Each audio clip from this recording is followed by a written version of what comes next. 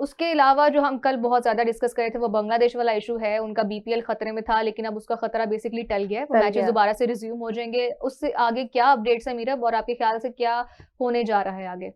मेरे ख्याल से अभी फिलहाल ये मैं हैरान हूँ कि मतलब उनके प्लेयर्स ने इतना इस चीज़ के ऊपर स्टैंड लिया है कि उन्होंने अपनी बात मनवाई है और अपना मसला उन्होंने सॉल्व कराया है। मतलब उन्होंने 2 मैचेस जो है वो बायकॉट किए और अभी फिलहाल उनकी भी रीशेड्यूलिंग हो चुकी है कि मतलब ये मैचेस जो है वो कुछ आगे जाकर हो जाएंगे। प्लस जो टिकट्स जिन शायकीन क्रिकेट ने वहाँ से मतलब बाय कर ली हुई थी, उनको टिकट्स वापस रिफंड कर दी गई हैं और मतलब मैचेस अब ऐसा नहीं है कि वो मिस हो गए हैं, वो होंगे दोबारा।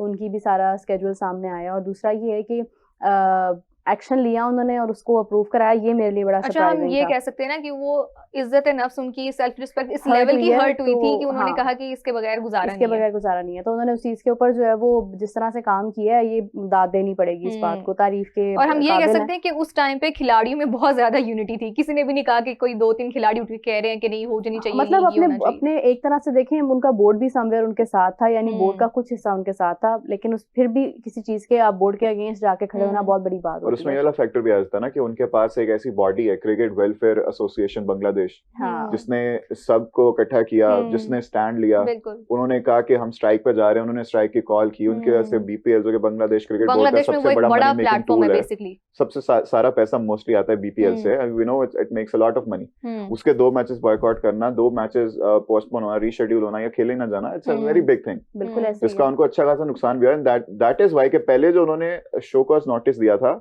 स्ट्राइक के बाद, उन्होंने प्रेसिडेंट आए, इमरजेंसी मीटिंग की और उसमें नजमुल इस्लाम को फायर कर दिया गया। उसके बाद फिर जाके अभी जो है उनकी स्ट्राइक खत्म हुई है और अब जो है आज वाले मैच भी होंगे, बीपीएल के होंगे। क्रिकेट वेलफेयर एसोसिएशन बांग्लादेश ने भी कह दिया कि the strike is off, now we will get back to the normal. और इसमें आगे जो आईसीसी और बांग्लादेश और इंडिया का इशू है, इसके हवाले से मेरे पास क्या अपडेट्स हैं? अब इसके हवाले से तो वही बात अभी कुछ देर पहले भी हम लोग ऑफ कैमरा डिस्कस कर रहे थे कि शायद जो है वो आईसीसी चेयरमैन जाएं, खुद बांग्लादेश जाएं और वहां जाके मामला सारे हल करके आए, सिक्योरिटी के मसाइल। यानी बेसिकली तो ये है कि आईसीसी का एक डेलीगेशन होता है जो पाकिस्तान भी आता था विजिट करने के लिए, जब हम स्टेडियम्स अपग्रेड कर रहे थे, सिक्योरिटी के मामला देखने के लिए भी आए थे। तो वो तो वैसे भी उन्होंने रूटीन में जाना ही होता है। तो वो क्योंकि वो उन्होंने इंडिया जाकर विजिट करना था और श्रीलंका जाकर विजिट करना था, तो now they will go to Bangladesh as well.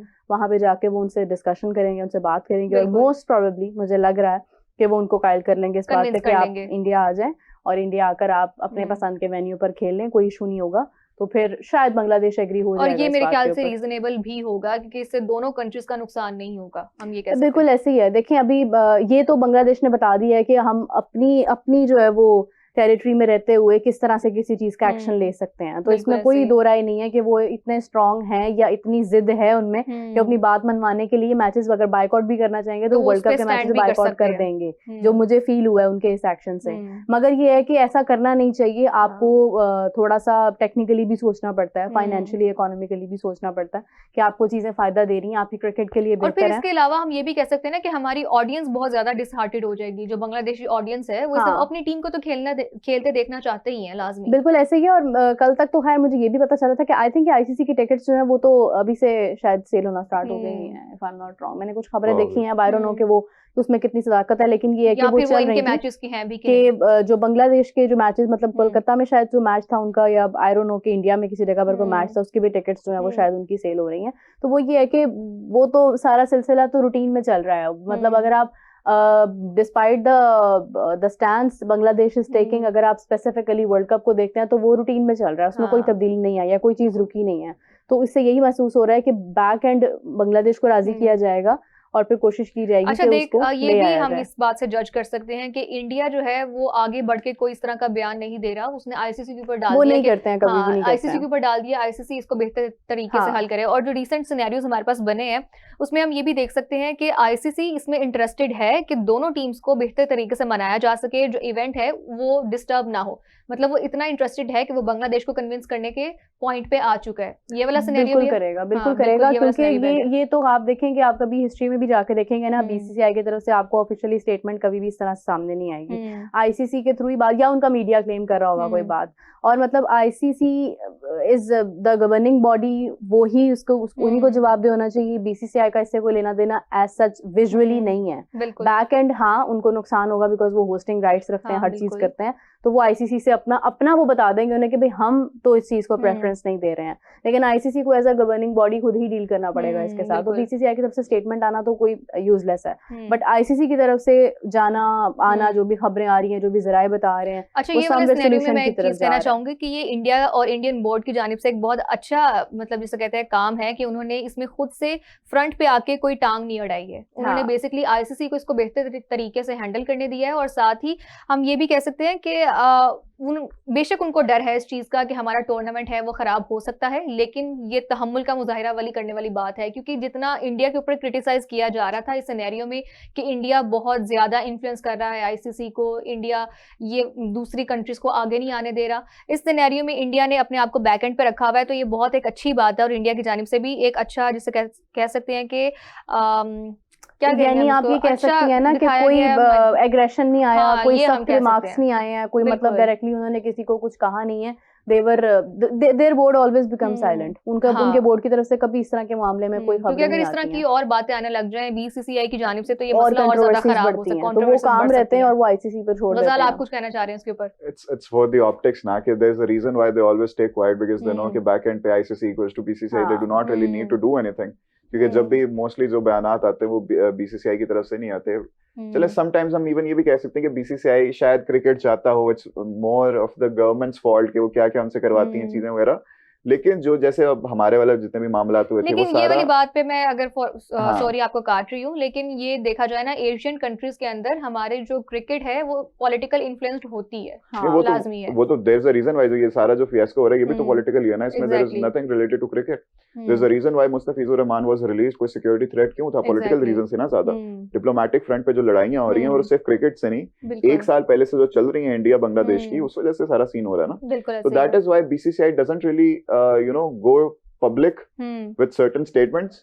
वो बस कहते हैं हमने आईसीसी पे छोड़ दिया है, व्हिच मींस कि हमने अपने बड़े भाई पे छोड़ दिया है, हमारे बड़े भाई आके संभाल लेंगे, हमें कुछ नहीं पता, क्योंकि हमेशा बड़े भाई आके संभाल लेते हैं। और जहां तक बात रही ये बड़े भाई एक्चुअली इंडिया है, बड़े बिग इंडिया के लिए बिग ब्रदर कोई और है ना।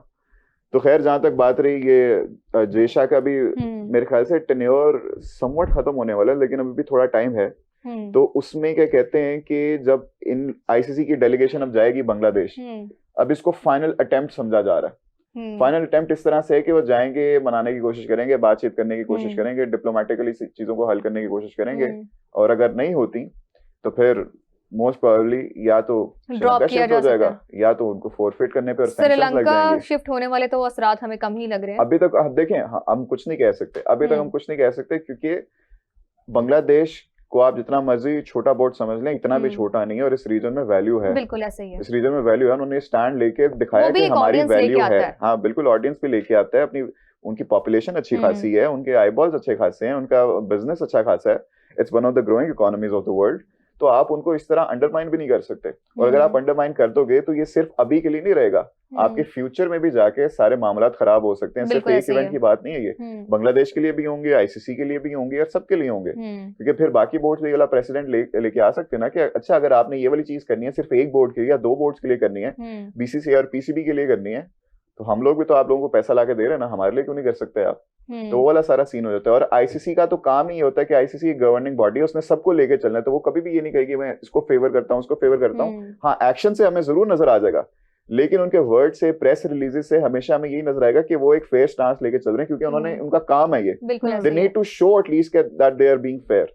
तो अभी इंतजार करना है इस फाइनल डेलीगेशन की मीटिंग का, जो कि आउट ऑफ द ब्लू है। ये डेलीगेशन का आईसीसी की जाना alone is a very big thing. बिल्कुल ऐसा ही है, वही ना, इसलिए मैंने कहा कि आईसीसी भी इसमें इंटरेस्टेड नजर आता है कि बांग्लादेश भी ये टूर्नामेंट खेले। One how easy it would have been for ICC कि अच्छा आपने नहीं खेलना, ना खेलो, हम किसी और टीम को इन कर लेते हैं, और बाकी टीम्स तो लाइक इंतजार में बैठी होंगी कि हमें मौका मिले। एग्जैक्टली, ये अच्छी बात है, ये अच्छी बात है। मतलब ये अगर आप कन्विंस नहीं कर सकते ना इंडिया को, या आप एज अ गवर्निंग बॉडी ये डिसीजन नहीं ले सकते हैं कि मतलब सारे मैचेस जो है वो बांग्लादेश के भी श्रीलंका में हो जाए, आप सारा वेन्यू हर तरह से कंट्री ही बदल दें, तो फिर आपको मतलब उस कंट्री को अहमियत देनी चाहिए कि जो ये समझ रहा है कि शायद उसके लिए सिक्योरिटी कंसर्न्स हैं या उसके जो भी मसाइल हैं, और ये इंपॉर्टेंस देना बहुत अच्छी बात है। मतलब अगर देखा जाए तो मुझे लगता है कि एशिया समवेयर सेना कंट्रीज है एक तरफ और एक तरफ एशिया कंट्रीज है, जिसमें एशिया में स्पेसिफिकली बांग्लादेश, अफगानिस्तान, इंडिया, पाकिस्तान आता है। अगर यूएई भी है, मतलब श्रीलंका की अगर आप बाहर चले जाएं तो आपको नजर आता है कि वहाँ पे और भी बहुत सारी टीम्स हैं। वेस्ट इंडीज है, कीनिया है, ओमान है, मतलब there are lot of countries